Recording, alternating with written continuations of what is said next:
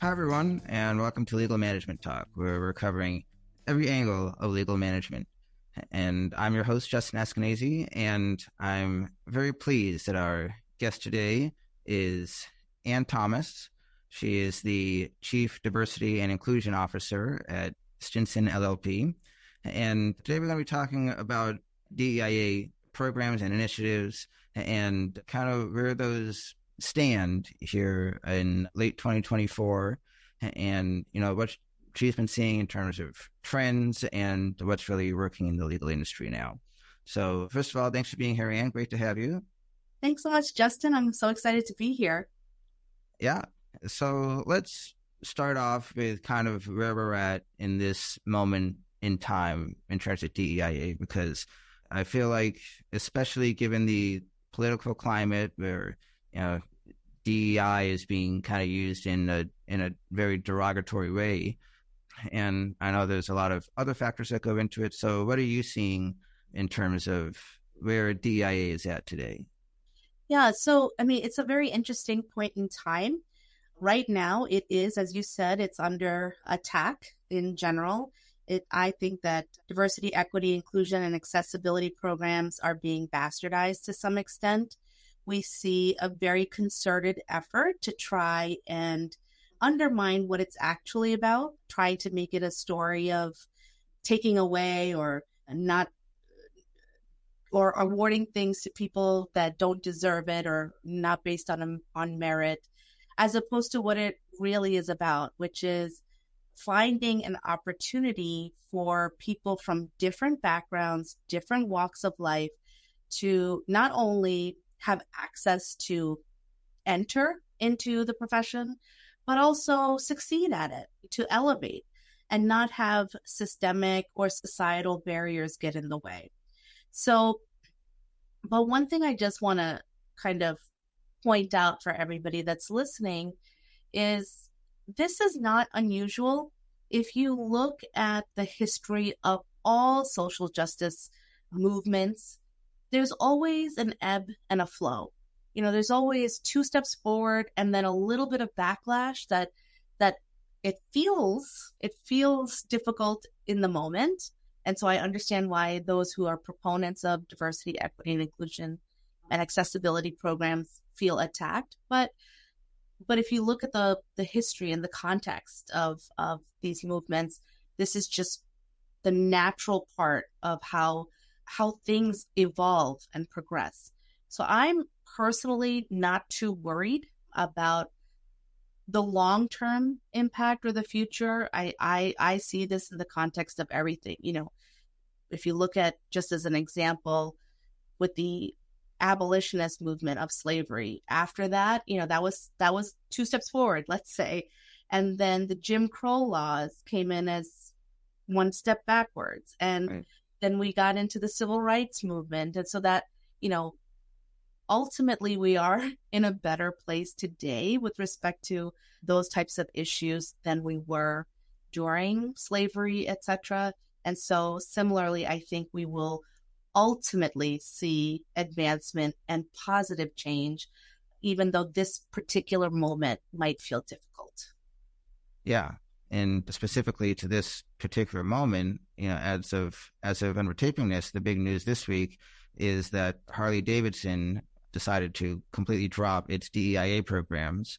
And I know a lot of big organizations are kind of feeling that pressure, like you mentioned. What is your take on these companies starting to now whittle away their initiatives that they championed it recently, as 2020 thereabouts? Yeah, I think that I'm not surprised. It's following a trend that we're seeing, or a reversing of a trend that we saw really amp up in 2020, but it had started a longer than that. But I think what's important to remember is ultimately these corporations are having to respond to their client base, their customer base, and it could potentially lead to Harley Davidson or any other institution that decides that diversity, equity, inclusion, and accessibility programs are no longer warranted, that they could be missing out on opportunities to better serve their existing customer or client base, or even potentially expand into a market that they don't currently have access to. So we can't stop the fact that, within the next 20-ish years, we're not going to have a racial majority in the United States. We can't stop the fact that right now there are 5 generations in the workplace. We can't stop the fact that, we have a growing population of LGBTQ plus individuals and a growing population of individuals who are coming out of the closet, so to speak, about being disabled in some way. And so this is the marketplace, right? Like this is the people that Harley Davidson or other corporations are going to have to figure out a way to best serve. So they might remove that programming today, and then they might in a few years realize that they are missing out financially. And that might be the impetus at that point to reinstate something. Yeah. Obviously, with any business, it's a lot of calculus that goes into it. But yeah. And so let's kind of zoom in on the legal industry specifically of what have you been seeing in terms of what law firms, legal organizations are doing, what kind of programs are working, what are they moving away from? What are you seeing from your perspective? Yep, that's a great question, Justin. So after the Supreme Court's decision in Students for Fair Admissions, we did see there were some additional lawsuits that were initiated against specifically legal employers. And it was targeting things like diversity scholarships or, programs that were trying to find an opportunity, whether it's a summer associate position, an internship, creating some kind of pipeline. So I have noticed that since then, we at Stinson, as well as a lot of other legal employers, have moved away from diversity-specific scholarships, meaning we've opened it up to a broader audience of applicants, but we've found a way to still honor the mission. And the mission is being able to include people that are committed to these principles of diversity, equity, and inclusion, regardless of their particular demographics. So that is one trend that I have seen that was a direct result from last year's Supreme Court decision. But I think we're seeing also a little, I'll talk more specifically about law firms. Law firms we're seeing a clear delineation. There are those firms that are remaining committed to diversity, equity, inclusion, and accessibility. Like here at Stinson, this is part of our core values. And then there are some that are slowly behind the scenes, pulling away some funding, pulling away some personnel.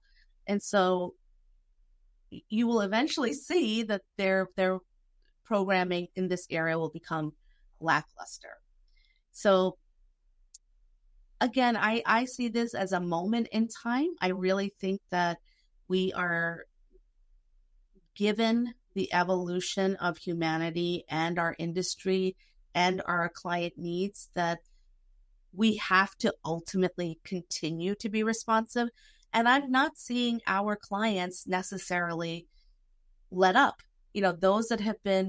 Those larger corporate clients that have been committed to diversity, equity, and inclusion remain committed. And how do they do that?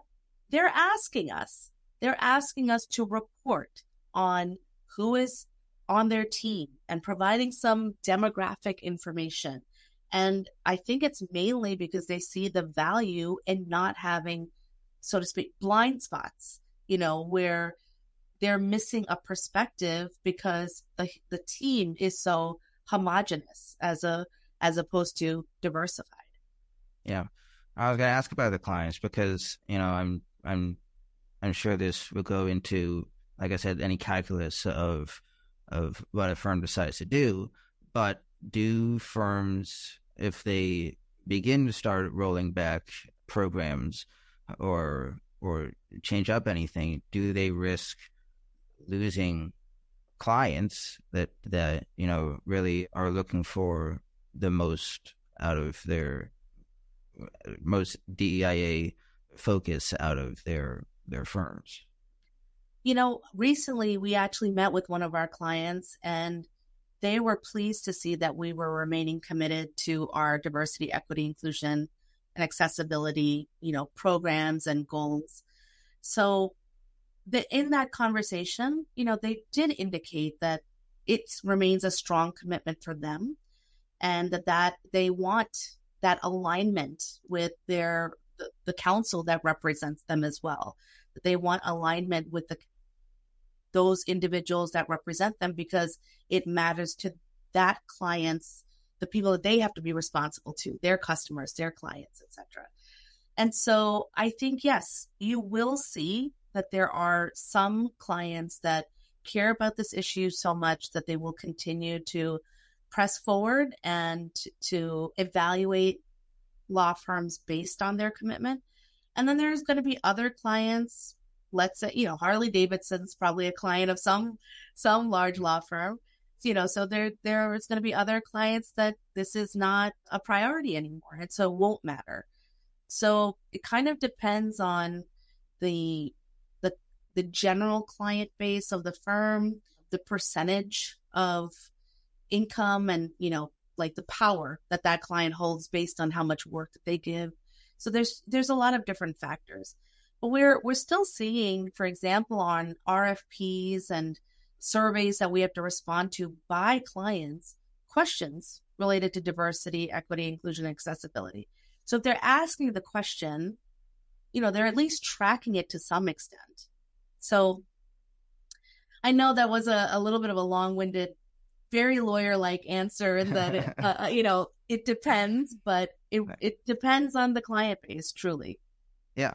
And I would assume that if they're asking about what your firm is doing, you would want to show some kind of positive answer instead of saying, yeah, nothing really. Exactly. Yeah. Exactly. Or something so superficial. Uh-huh. We have, I don't know, we did a social media post during Black History Month. I mean, I think just, right. I think clients, they're not stupid. They can see through, things of that nature. And if you look at the detail with which they're asking questions, they're not asking for some generic, superficial response. They want to know in detail, what are you doing? What is your firm doing? What are the programs? How is it helping? What are your metrics? It's pretty involved. Yeah, I believe it. So when we talked initially, you told me that you're a big proponent of something called systemic reform. And correct me if I'm wrong, but the sense I got was that doesn't mean, overhauling all your DIA programs at once, but you kind of explain what you mean by that kind of process. Yeah, absolutely, Justin. So I firmly believe in taking a two-pronged approach to diversity, equity, inclusion, accessibility programs. The first is the most common. It is educating individuals. So that's where programs on unconscious bias or Heritage Month awareness, celebrations, etc., all of that comes to help individuals learn more about a demographic that they might not otherwise know about, learn some skills on, how to be a better ally or how to be a better human, things of that nature.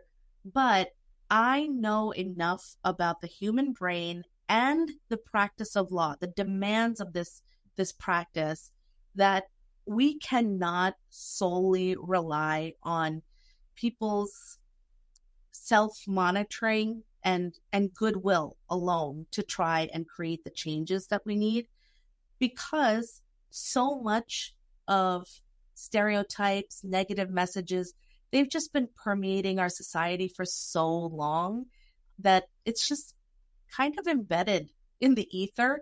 And when you learn something and you're trying to apply that new learning, you actually need to have access to your prefrontal cortex, your executive function. Well, guess what? When people are stressed, they're under a tight deadline, they are hungry, exhausted, any of those strong physiological states, you cannot access your executive functioning part of the brain. And unfortunately, with the high stress, high demands of our profession, that means there's going to be times when, people are just resorting to what's familiar, what's easy, what's something they don't have to think about, which is where unconscious bias can fester or show up. Nothing intentional, but instead of me thinking about how can I create a development opportunity for an associate that maybe I haven't worked with yet, I'm just trying to get the job done as quickly as possible. So I'm just going to go to my go-to person and not necessarily think about how to stretch this. Again, it's not a judgment on whether people are behaving badly or positively, but it is just a reality. So the systemic reform is, in my opinion, the second prong, the prong that, frankly, in my role at a chief level is the most important, because I consider that like the scaffolding, the ability to just create some infrastructure that will help create the behaviors that we want to see. So when I talk about systemic reform, I'm talking about really taking a critical examination of your policies, your unwritten rules, your practices, the culture of the organization, the things that, the power dynamics that may not necessarily be as evident. For example, the power may not rely with somebody in a traditional title, but it might lie with someone who has a bigger book of business, even though they don't have a title. So these are the types of things that could very easily derail the best intentions when it comes to both individuals as well as an organization in terms of the effectiveness of their DEIA programs. So as an organization, I think it's really important that you examine what is maintaining the status quo or encouraging it, even if that's unintentional, and looking for ways to broaden what exists or change or modify it so that it actually supports your DEIA goals. Yeah. And it, it also has to be kind of an iterative process of, once you have that scaffolding, like you said, then that gives you the opportunity to go in and make small changes and fine tune to make sure that you're, achieving the goals that you set out. That's absolutely right. And I love what you just said, because it, going along with this construction analogy, right, I am seeing this as an opportunity to, first we're building the exterior, right? And then the refined parts are when you get to the interior and you're building out the finishes and so forth. So that analogy of it being an iterative process is really spot on. There is no one and done, because we're constantly evolving, so just as an example, about, 20 years ago, let's say, no one was having non-binary in their lexicon. Most corporations were not discussing it. There was no third option or another option in the gender binary. It was male or female. That was pretty much it. Now we are seeing that a growing younger population is identifying as not necessarily solely male or female. And so it's created this reason why corporations, employers are trying to figure out, okay, to be responsive to my employee base, to find a way to make my employees want to stay or feel comfortable or grow in this organization, I need to make sure that I'm staying on top of what's shifting in our society. And so even though we didn't have that 20 years ago, we are seeing more of that in applications, in, HRIS systems where people are, asking for more options. So yeah, that's another reason why we have to continuously monitor and keep up with the times. Right. So let's talk about what that looks like with different size firms, because the different size firms have different resources and different teams and different ways to achieve these goals. So let's start with Big Law. What are you seeing there in terms of the initiatives and what they're doing, what they should be doing? Hands down, Big Law has access to much more resources than mid-size and small or solo firms. So with Big Law, at the most, the higher levels, the AmLaw 100s, those that do have DEI programs, it's pretty well staffed. You have at least one dedicated professional, if not more, that is focused on diversity, equity, inclusion, and accessibility programs. They will typically work cross-functionally with other departments like HR or marketing or, maybe even your information technology if there's like AI bias or something that they want to just keep a lens of DEIA, with respect to that. And they are, typically looking at the whole of the organization. So recruiting, staff and attorney side, retention issues, staff and attorney side, opportunities to try and help people develop professionally, making sure that there's no gaps that will create problems for certain groups that may have been, again, unintended consequences. And then to a lesser extent, they're also working with the affinity organizations, the larger legal groups to support some of their efforts as well. And of course, working with clients.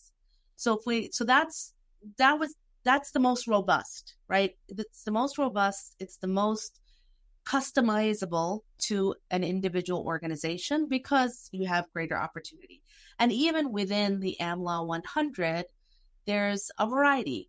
For example, we are a predominantly Midwestern footprint law firm. So the type of resources that I have is going to differ, and not only just resources, but the access to diversity in candidate pools is going to differ than firms that have a predominant coastal or even an international footprint. Like the issues, the challenges, they're different as a result. But at least in terms of infrastructure, it's pretty much there's some dedicated individuals, dedicated budget to these issues. For mid-sized firms, what I've seen is that there may be one dedicated individual. It probably will not be an individual at the C-suite level. It might be a director role at most. Otherwise, it's a split role, so it will be DEI with recruiting or DEI with professional development or DEI with marketing. Somebody that's got dual responsibilities. So on the one hand, that can be, I think it's still helpful, because you're bringing an inclusive lens to a different element of what makes a firm function. But what they're actually able to do could be limited because a lot of it is relying on volunteer work from, attorneys who are serving on committees or task forces or things of that nature. So sometimes I have seen that those staff individuals they're more likely to shepherd the volunteer group, just help administratively keep them on task and give them enough information about what are the trends or what's happening in this area within the legal industry to keep those committee members or task force members apprised and able to make sound decisions. The growth and change is often a little bit slower, just by nature of the fact that people are doing this outside of their normal job responsibilities. At least the bulk of the people that are working on it. Right. And then for solo or small firms, I really think one of the best things you can do is join forces, take advantage organizations, affinity organizations that are doing DEIA programs, and find ways to share information, to share resources, to consider whether you can leverage internships or, programs that might already exist, pipeline programs, as a way for you to contribute. Now, that might not necessarily mean that you are contributing to change within your organization. It might mean that you're contributing to change within the legal system at large. So just a couple of things that, some nuances based on size. Right. Absolutely. And before we finish up, there's always, when you're talking about really any aspect today in the legal industry, there's always one thing you got to touch on, and that is AI. And I know there's been a lot of talk about AI can help reduce bias in hiring decisions and stuff like that, or it actually exacerbates the bias. So what are you seeing now in how AI should be used, inclusion-wise in legal? I think it has the potential to be a great tool. However, it depends on what's put in, who's putting it in, what the AI is able to pull from. And as a result, you put garbage in, you're going to get garbage out from an inclusion lens, right? So my recommendation is that just make it a practice to have inclusion as part of the checklist if your organization is going to engage in AI. AI can be very susceptible to the biases that the creators that, configured it have. And again, most people, I fundamentally believe, I know this is maybe just me, but I fundamentally believe most people are good and well-intentioned. But, that's why I don't think they will notice when they have biases.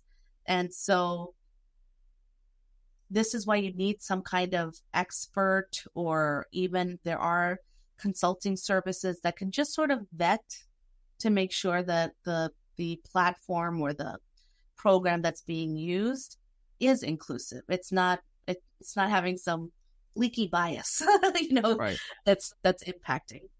Yeah.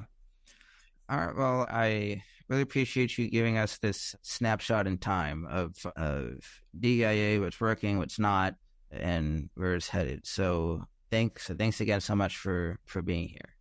Thank you so much. This was great. And I really appreciate you taking the time to talk to me, Justin. Yeah, of course. Thanks to everyone viewing and listening in. You can be sure to check us out on YouTube or wherever you get your podcasts. And if you're on YouTube, please make sure to subscribe to our channel and leave us a like or a comment if you can. And as always, you can learn more about ALA at alanet.org. Until next time.